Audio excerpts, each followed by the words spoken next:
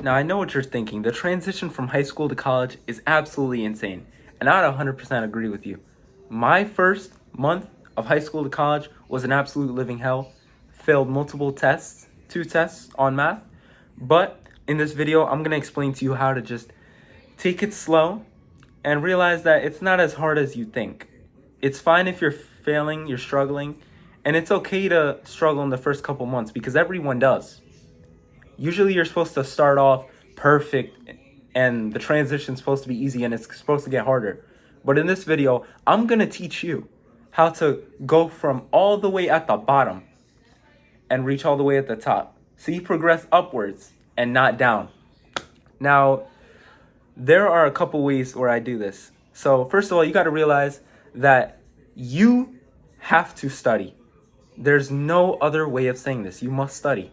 Because if you don't study, and even if you use ChatGPT or try to cheat, if you use those things, when the test comes, when the midterms come, you're going to fail.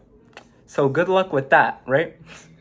So I'm going to show you how to study the best way and also be productive. Because if you can't be productive with your time, it's going to be very hard if you don't have time management to try and fit in the studying as well, because that's just something that is very hard to struggle with, you know? Okay. Now what I like to do is I like to use a calendar app. You can use Google Calendar, you can use Apple Calendar, any calendar app works fine, right? And then map out your day, because you probably now don't have any structure in your days at the moment, right? So map out what you want to do. I would like to maybe learn a skill, right? So add like learning a skill, 1 to 2 hours, add college, and add other things like if you have work or anything like that, add in time for studying as well. Now this is going to make sure that this will definitely help you. And if you find out that maybe this is super hard and you often talk yourself out of these things, the method that I use, I'm not sure if many other people do this method, but I like to just go on my phone and pick a clock and put a timer. Now, this is because you often talk yourself out of things. So you might want to put the timer like a couple minutes before you actually do something. So you limit the time you talk yourself out of the thing. And it just helps you feel better and feel less stressed about it. Now, to study the best, there are many possible ways. But the reason why you're struggling the most is because you don't have any experience. So you want to use the review guides the teachers give you and homework to get experience. But you also cannot forget the crazy amounts of resources that Lehman College gives you. So go to Lehman Tutoring Center, Gillette Hall, and yeah. Now the best way to make friends in your first semester. Okay, you got the good grades. Everything is going well. You're being productive. You're making sure every task is getting done. But you have no friends. Now, you see, if you have no friends in school, then it's going to be very hard to actually enjoy yourself. So the easiest way to get more friends is that you have to realize that the only way you can get more friends is by getting more experience. Because ultimately your subconscious is going to constantly doubt you over and over unless you get the experience. You cannot talk yourself out of these things. So you want to approach people. Now start small.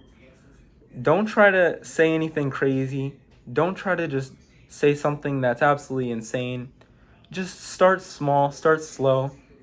Say like hi. Ask about an assignment. Just be polite, be respectful, and be nice to anyone that you see. Now, here's part 2. If you didn't go to college. If you didn't go to college, because we've already discussed everything that you would need. Everything that I personally use right now that got me from failing multiple tests to starting to actually finally pick up some form and becoming good. So if you didn't go to college and you want to get a job that doesn't require a degree, because that's the only way you could possibly get this working out, you have to outweigh the benefits and disadvantages and find out which is the right choice. So maybe you can realize that, okay, maybe in college I'm spending too much time on extra classes that I don't need, Or maybe I could just learn more better on my own experience, because you often study the major for the first couple years only like a couple days a week.